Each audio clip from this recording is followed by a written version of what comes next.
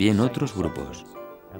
Entre ellos estaban los gnósticos, que creían que el conocimiento, la sabiduría, era muy importante, así como la enseñanza en secreto. Pensaban que estudiando y aprendiendo muchas cosas, se ascendía por una serie de niveles hasta llegar a experimentar a Dios en una revelación divina, única y personal. Si la estructura de la Iglesia implicaba tanto debate, ¿qué ocurre con el Nuevo Testamento, el libro en el que se basa? Los 27 evangelios del Nuevo Testamento se escribieron y se recopilaron mientras vivía Jesucristo, o su elaboración fue un reflejo de la formación de la Iglesia. Mucha gente no se da cuenta de que la creación del Nuevo Testamento fue un proceso arduo y muy lento. Los 27 libros del Nuevo Testamento que los cristianos consideran hoy día oficiales no cayeron simplemente del cielo en los primeros días del cristianismo. Por supuesto, el proceso de cómo el Nuevo Testamento llegó a adoptar la forma actual es un tema polémico y difícil de discutir.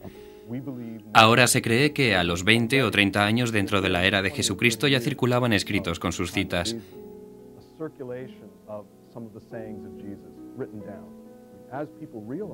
La gente se dio cuenta de que los autores no vivirían mucho tiempo y no podrían decirles: Pedro, ¿qué dijo Jesús cuando le preguntaste esto?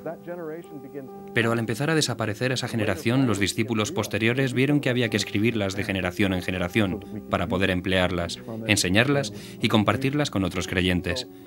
Eso dio lugar a la escritura inicial de los documentos. Es fascinante ver cómo está compuesto el Nuevo Testamento, cómo muestran los evangelios gnósticos y los manuscritos del Mar Muerto que existían muchos escritos antiguos que jamás se incluyeron en la Biblia. Lo que es realmente fascinante es saber que hay documentos que tratan sobre Jesucristo aparte de la Biblia, y que la mayoría de la gente no lo sabe. Los evangelios apócrifos fueron una respuesta a los 4 evangelios originales. Fueron un intento de llenar el hueco existente en los evangelios, los relatos que faltan sobre la infancia de Cristo. Y hay más relatos, como el de José el carpintero, donde se explica qué hacían en la ebanistería. También está el evangelio árabe de la infancia, donde se encuentran unos maravillosos relatos sobre una palmera cuando van de viaje a Egipto. Existen muchos de estos relatos que narran los episodios bíblicos, pero que añaden todo tipo de detalles. Algunos, como el Evangelio de Santo Tomás, quizás se formulara en circunstancias gnósticas porque hay tendencias en el modo de narrarse el relato que hacen hincapié en la sabiduría de Jesucristo. Lo mismo pasa con gran parte de esos evangelios extraños de la infancia de Jesucristo o evangelios apócrifos, que no son importantes ni se aceptaron como bíblicos. La historia de los gnósticos es muy interesante. Ya en el siglo II era un movimiento muy fuerte. El cristianismo gnóstico era el tipo de cristianismo predominante.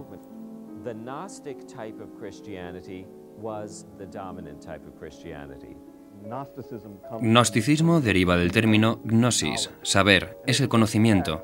Era una secta o filosofía que creía que había una especie de sabiduría secreta que debería comprenderse para entender bien el sentido de la vida y poder así conocer a Dios.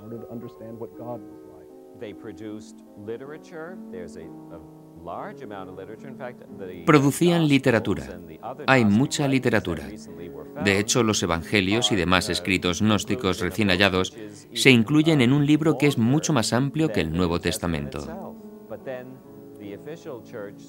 Pero la Iglesia oficial acabó viendo esto como una forma excéntrica de religión, equivocada, y adoptó medidas para suprimirla.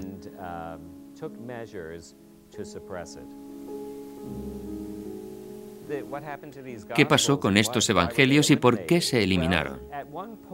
En cierto momento, los obispos de Roma los condenaron y dijeron que no volvieran a emplearse.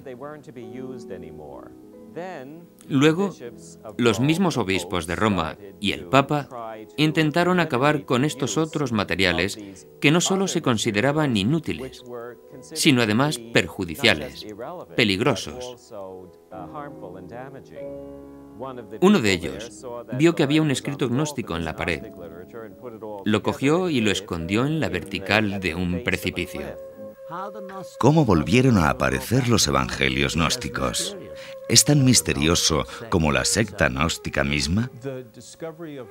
El descubrimiento de los evangelios gnósticos es una historia increíble. Se produjo en diciembre de 1945 en Egipto, a orillas del Nilo, a unas 300 millas al sur del Cairo.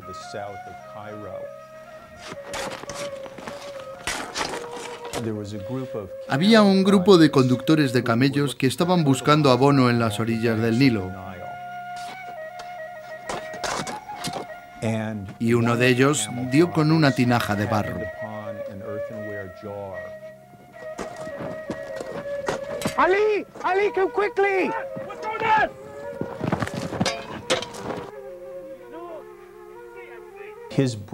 Su hermano, el jefe del grupo, que resultó llamarse Mohamed Ali, cogió la tinaja y creyó al principio que podría ser un genio, un espíritu maligno que le atormentaría y se apoderaría de él si la abría. Luego pensó que también podía contener oro y al final su avaricia pudo con el miedo.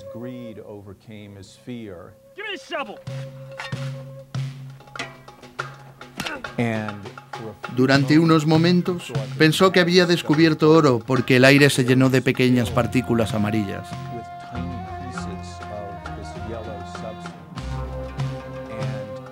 Enseguida se dio cuenta de que eran pequeños trozos de papiro en vez de oro. Cuando Ali desenvolvió las bolsitas de cuero y comprobó que contenían lo que ellos creían que eran papeles sin valor, escritos antiguos, se desilusionaron. Ali se llevó el contenido de la tinaja con la idea de vender el cuero. No sabía que los papiros que había hallado eran escritos gnósticos dados por perdidos hacía ya mucho tiempo. Los textos pasaron por el extraperlo egipcio hasta que el historiador americano James Robinson se hizo con ellos y se puso a traducirlos. Eran manuscritos de inestimable valor. Constituirían uno de los hallazgos arqueológicos más importantes del siglo XX. Nos hemos desviado mucho de Leonardo da Vinci al Nuevo Testamento y luego a Egipto y al descubrimiento de textos antiguos. Pero todo ello indica que da Vinci quizá hubiese conocido los secretos que la Iglesia intentó reprimir durante gran parte de su existencia. ¿Fue Leonardo da Vinci miembro del Priorato de Sion? ¿Pintó realmente la figura de María Magdalena en la Última Cena? ¿Fue ella quien le proporcionó herederos a su estirpe? Quizá no se sepa nunca. Es interesante apuntar que las únicas alusiones a María Magdalena tras la ascensión se hallan en los evangelios gnósticos, que la Iglesia prohibió. En el evangelio gnóstico de Felipe se dice que había 3 personas que acompañaban siempre al Señor: María, su madre, la hermana de ella y Magdalena, a la que se llamó su compañera. En otro evangelio gnóstico se dice que María Magdalena provocaba celos a los apóstoles porque era la consejera más cercana al Señor, que a menudo solía besarla en la boca. Una cosa es cierta: el enigma de los códigos de Leonardo y la verdadera identidad de María Magdalena siempre estimularán la imaginación de la gente. Soy Patrick Magny. Gracias por acompañarme en este viaje tan fascinante.